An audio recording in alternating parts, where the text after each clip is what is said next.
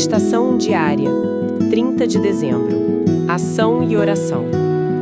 Crescimento não é o resultado de um desejo, é resultado de ação e oração.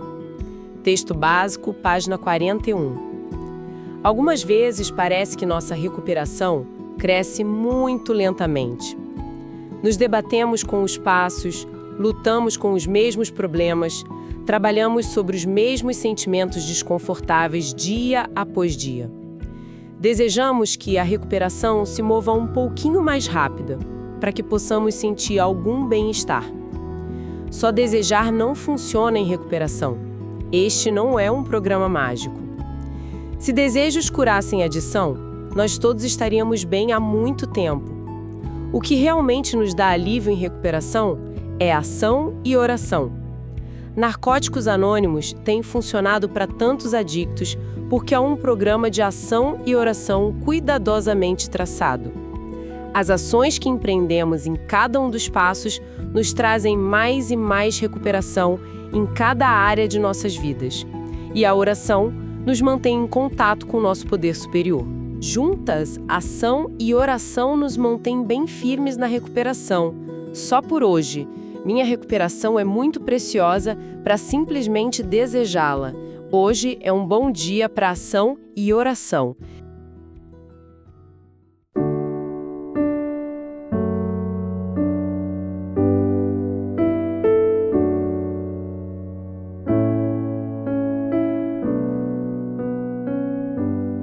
A meditação nos dá uma fórmula que parece, muito elegante. Ação mais oração é igual a crescimento. Exato. Mas a vida de um adicto, especialmente no começo da recuperação, é tudo menos elegante. É caótico. Com certeza. Então, a nossa missão aqui hoje é mergulhar na literatura de NA para descobrir como essa fórmula vira um manual de instruções prático, sabe? Um guia para os momentos confusos do dia a dia. Ótima proposta. Vamos começar pela ação. A literatura fala de um programa de ação. Que ação é essa, para além daquela óbvia que é parar de usar droga? Essa é a pergunta central, né? A literatura de NA deixa bem claro que parar de usar é só o começo. É tipo um milagre que dá pra gente a chance de começar o trabalho de verdade. Certo. A ação a que o programa se refere é um processo de transformação, interna e externa. E ela começa com uma ação que parece bem contraintuitiva. A rendição. A rendição? O primeiro passo diz: admitimos que éramos impotentes perante a nossa adicção. A primeira ação de um programa de ação é admitir a impotência. O que parece uma contradição, né? Como é que a primeira ação pode ser admitir que não se pode agir? Pois é. É que a ação do adicto na ativa era essa luta constante para controlar o incontrolável, sabe? O uso, as consequências, a opinião dos outros. Tudo. Tudo. A ação da recuperação, então, é parar de lutar essa guerra que já está perdida. O livro Isto Resulta explica bem isso, que essa rendição não é fraqueza, mas o ato de largarmos as nossas reservas e dispormos-nos a tentar um novo modo de vida. Ah, entendi. A ação concreta é baixar as armas. É o primeiro momento em que a gente para de fazer as coisas do nosso jeito e se abre para uma nova possibilidade. Certo. Então a primeira ação é parar a ação antiga, a luta. Mas, depois de baixar as armas, qual o próximo movimento? Um adicto se rende e fica ali parado esperando algo acontecer? Não, de forma alguma. A rendição do primeiro passo, na verdade, ela abre a porta para a ação do segundo e do terceiro passos. Ok. O segundo passo fala de acreditar que um poder superior a nós mesmos poderia nos devolver a sanidade. A ação aqui é a de procurar evidências. Evidências? Como assim? A literatura sugere que, para muitos, essa evidência é o próprio grupo de NA. Ver outros adictos limpos, rindo, vivendo, aquilo é a prova de que algo maior está funcionando. Entende? Uhum. A ação é observar, ouvir e começar a ter esperança. E isso leva à ação do terceiro passo, que é: decidimos entregar nossa vontade e nossas vidas aos cuidados de Deus, como nós o concebíamos. A ação aqui é a decisão. é um ato de confiança. Entendi. Então, as ações iniciais são mais internas, rendição, esperança, decisão. Mas a meditação fala que as ações que empreendemos em cada um dos passos nos trazem mais recuperação. E alguns passos parecem exigir ações bem mais tangíveis, como o quarto passo, por exemplo. Exato.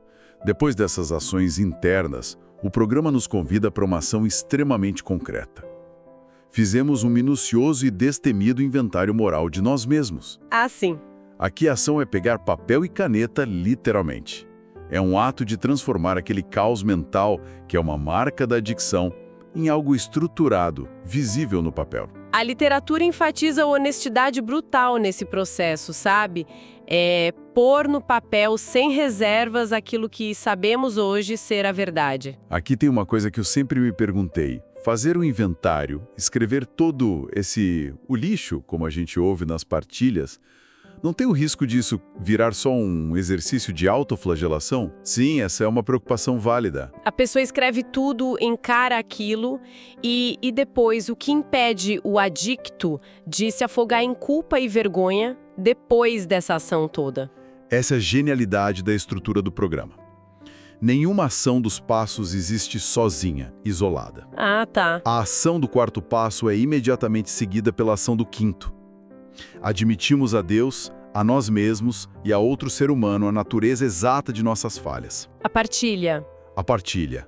A ação de escrever é seguida pela ação de compartilhar. Isso é crucial.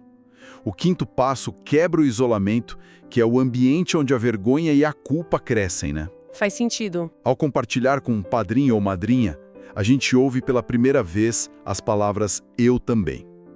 A literatura diz que é nesse momento que começamos a sentir que pertencemos. A ação de compartilhar transforma o veneno da vergonha no antídoto da identificação. De ações que reconfiguram a vida do adicto. Isso. Mas e no dia a dia? Naquela terça-feira chuvosa em que nada de grandioso acontece. Como a ação se manifesta naquele só por hoje que a meditação termina? Ótima pergunta. O programa oferece um kit de ferramentas para essa manutenção diária. A primeira ação, e talvez a mais simples, é continuar voltando. Ir às reuniões. Ir às reuniões. É a ação de se colocar num ambiente seguro, de se conectar com outros em recuperação. É uma ação preventiva, sabe? Muitas vezes, um adicto vai para uma reunião sem vontade nenhuma, mas ouve algo que precisava e sai de lá melhor. É a ação de aparecer para a própria recuperação. E o apadrinhamento que a gente já mencionou. A ação parece ser só ligar para o padrinho. Mas sei que para muitos, esse simples ato de pegar o telefone é um desafio enorme. A dicção ensina a não pedir ajuda, a não confiar. Exatamente. Por isso, a ação de ligar para o padrinho ou para a madrinha é um ato de rebeldia contra a doença. Gostei disso, rebeldia contra a doença. Cada ligação é uma declaração de que não se está mais sozinho e que não se precisa ter todas as respostas. A literatura descreve o padrinho como alguém a quem confiamos nossas experiências boas e ruins, um guia que já trilhou aquele caminho. A ação de pedir ajuda, mesmo quando o orgulho grita para não fazer isso, é um dos músculos mais importantes a serem exercitados na recuperação diária. Consigo entender como ir a reuniões e falar com o padrinho me ajuda diretamente. Mas e o serviço? Como arrumar cadeiras ou fazer café? Sendo bem sincera, pode parecer uma tarefa meio sem importância no começo. Como a literatura conecta essa ação aparentemente pequena com o combate a algo tão grande quanto o egocentrismo da adicção? Essa é uma percepção muito comum. A beleza do serviço está justamente na sua simplicidade. A doença da adicção, como a literatura descreve, é centrada no eu, né? Meus sentimentos, meus problemas, meu desejo. Sempre eu. Isso. O serviço, por menor que seja, força a gente a sair desse redemoinho. Ao arrumar as cadeiras, você está pensando no conforto de quem vai chegar. Ao fazer o café, você está pensando em acolher o recém-chegado. É uma ação que muda o foco de o que eu posso tirar daqui para o que eu posso oferecer. Entendi. E essa pequena mudança de perspectiva, praticada consistentemente, combate diretamente a raiz egocêntrica da doença. Levar a mensagem a quem ainda sofre é a forma mais elevada disso, claro. Ok, isso joga uma luz completamente nova sobre o serviço para mim. E tem mais alguma ferramenta de ação diária? Sim, uma fundamental. O inventário diário, que é a aplicação do 10º passo. A literatura, especialmente em livretos como Viver o Programa, nos dá guias práticos para isso. Certo. A ação é, ao final do dia, fazer uma pausa e se perguntar: prejudiquei a mim mesma ou a alguém hoje? Estive ressentida, com medo? A quem devo reparações? É uma ação de autoavaliação contínua, uma ferramenta de manutenção para não deixar que pequenas coisas virem grandes problemas. É como limpar a casa todo dia. Exatamente. Em vez de esperar a sujeira acumular a ponto de se tornar inabitável. Perfeito. Agora vamos para outra BPAD da equação, a oração. Essa palavra pode ser um gatilho para muitos, soa religioso, dogmático. Como a literatura de N.A. consegue tornar a oração uma ferramenta prática, acessível até para o ateu ou o agnóstico? Olha, a literatura é incansável em repetir que este é um programa espiritual, não religioso. A chave está naquelas 3 palavras do 3º passo. Como nós o concebíamos. A liberdade de escolha. Essa liberdade é total. Para muitos, no início, o poder superior é o próprio grupo de N.A. Ver pessoas que eram como você, agora limpas e reconstruindo suas vidas, isso é a prova de uma força em ação que é maior do que a sua própria. Certo. A oração, nesse contexto, não é sobre rituais, mas sobre relacionamento. O 11º passo fala em procurar, através da prece e da meditação, melhorar nosso contato consciente. A prática é essa: melhorar o contato. Ah, então é isso. A oração não é passiva. Não é só pedir para os problemas desaparecerem. De jeito nenhum. É como o passo de planejamento antes da ação. É pedir um mapa e a força para a jornada. Essa conexão muda tudo. Exatamente. Você captou a essência. A sugestão do 11º passo é muito específica sobre o que pedir. A gente roga apenas pelo conhecimento da sua vontade em relação a nós e as forças para realizar essa vontade. A ação de novo. A ação de novo. Veja como se conecta perfeitamente. Pede-se clareza para saber o que fazer e, em seguida, a capacidade para fazer. A oração se torna o farol que ilumina a ação. Elas não são 2 coisas separadas. Elas se alimentam. E como isso funciona na prática? Um exemplo. O exemplo mais universal no programa é a oração da serenidade.